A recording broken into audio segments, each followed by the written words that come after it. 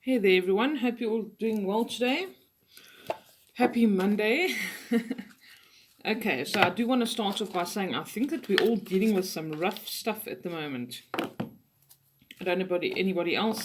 If you guys are feeling really emotional or, you had a tough weekend, and, I think we really are kind of having things coming up where we have to really own up to our actions and decisions we've made in the past, and that we are currently feeling the consequences of as well. Situations that we're in right now where we have to be honest with ourselves. So there's this real energy of universal tough love energy as far as I'm concerned. Coming to terms with things, like I say, being very emotional, whether that's angry or sad, nostalgic, whatever the case is, whatever you're busy going through, this is a huge purging period, and it's about having to admit some stuff to ourselves, some real hard truths that we have to own up to and admit. Sorry, I don't know why we are wobbling around like this. Yeah, so I thought let's be using some gentle energy today, and I'm going to be using healing with the angels.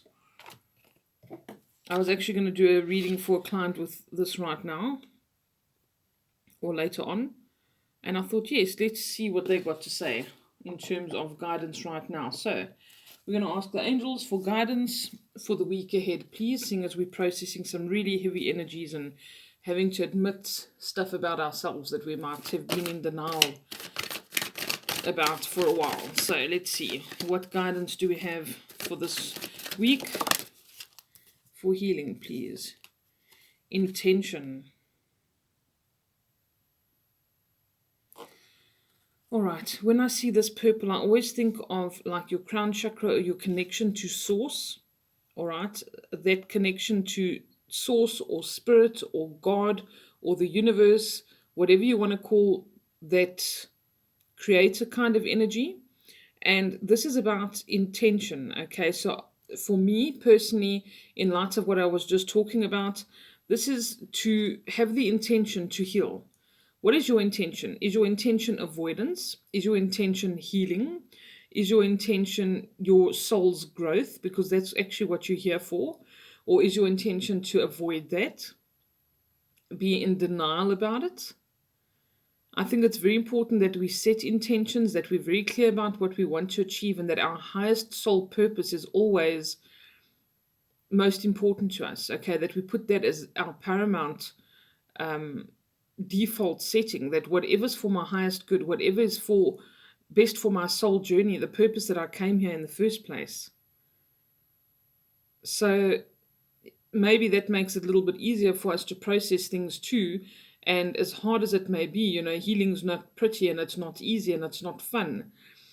We can talk about how beautiful it is to do a meditation or work with crystals or whatever the case is, but when it comes to purging this stuff, it's not pretty and it's not comfortable. Okay, so is our intention to avoid that and ignore it and deflect, or is our intention to actually face those hard truths, because on the other side we know what comes and it's that healing and it's so worth it? Okay. So set intentions. This is like just when I do the energy work, I light a candle for you, I set an intention. We are working on this. We're going to purge certain things, we're going to heal certain things. And I set a strong intention. Ironically, she's also holding two candles there, which kind of seem to bring in balance. Do you see how symmetrical this picture is as well? This can bring serious healing for you on many levels, heart healing. And we need to know that taking that kind of action, especially for ourselves, comes from a place of love. You will actively seek the healing. That will be your intention if you truly love yourself. All right, so that's something very important to keep in mind. Let's see what the book says. My interpretations are all not always aligned with what the book says, so it's quite interesting to read.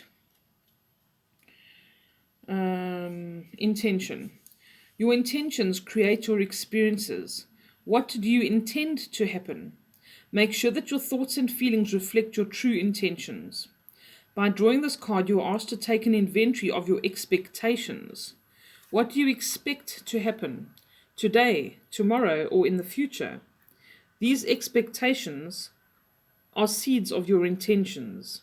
An intention means that you've set a goal and you intend to achieve it. Your intentions drive your experiences, and you're asked to choose and infuse your intentions with love. See yourself and others as happy, successful, and peaceful. By holding these spiritually minded intentions, you help yourself and others. The angels can help you replace negative mental habits with more empowering thoughts if you ask for their assistance. Okay, so remember, you also don't have to believe in angels, that's entirely your choice. You can use this as an archetype, as just an energy. You don't have to literally take it as angelic energy if you're not comfortable with that. And if you do have some knowledge of angels, I also like to give people my interpretation because, in my opinion, angels are not denominational, so they do not belong to a specific religion, even though we have been taught that in some places. They were around, this kind of angelic energy has been around way before religion was even with us. So they do not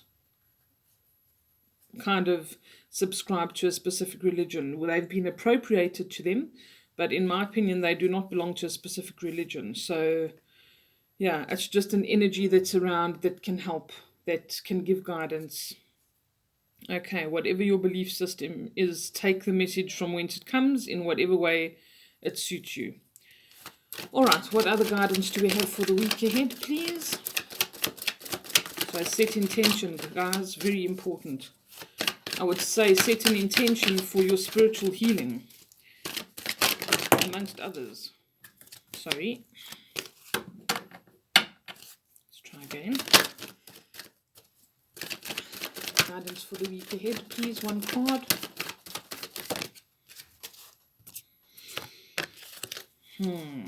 Should we take these two? I think I'm going to. Music. Okay, that's quite interesting because music can be used to set intentions. It can help to calm us. It can help with healing.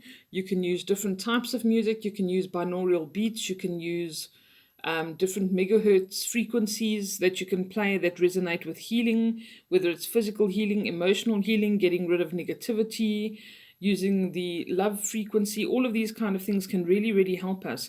And also, when we have an intention, we can use things like mantras, where we repeat a sound or a phrase over and over, and we can also hum or sing something that is in alignment with our intention. So that's really great to use. So music is a good way to uplift your spirits as well. If you are feeling a bit cranky, if you are feeling a bit sad, tap into this to help you get through the week, to remind you of the songs that you love, the times that you loved, good memories, bad memories. If you feel like you need to listen to some really sad songs and have a good cry, go ahead and do it. Okay, but use this as a tool. That came through quite clearly. All right, and guardian angel. Okay, so this can come through. This is saying that your guardian angel is near you and you don't have to worry. Even when you do feel alone, do you see that woman sitting there, feeling all alone? Even when you do, you need to know that you are never alone. We are truly never alone. All right, we're always connected to the source. There are always energies around us that want to help us, whether they're ancestral, whether they are angels, if you believe in that, whether they are earth angels, people who come into our lives in a capacity that really helps us and teaches and mentors, whether it is a guide or a guardian, if you believe in spirit guides. Whatever it is, however it comes into your life, you need to know that you're never alone and you are always being given little promptings. We just need to be cognizant of them and aware of them and being, vigilant and paying attention. And know that we have got that source to tap into. Sometimes we need a reminder.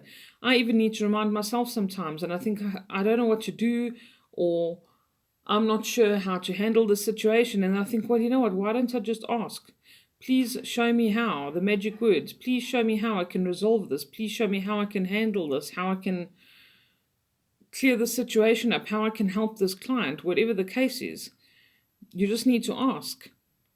And that is one of the universal laws. We need to ask, because these kind of energies do respect our free will.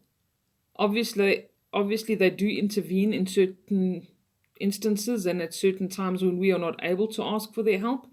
But when we are able to consciously ask for their help or choose not to, they respect that.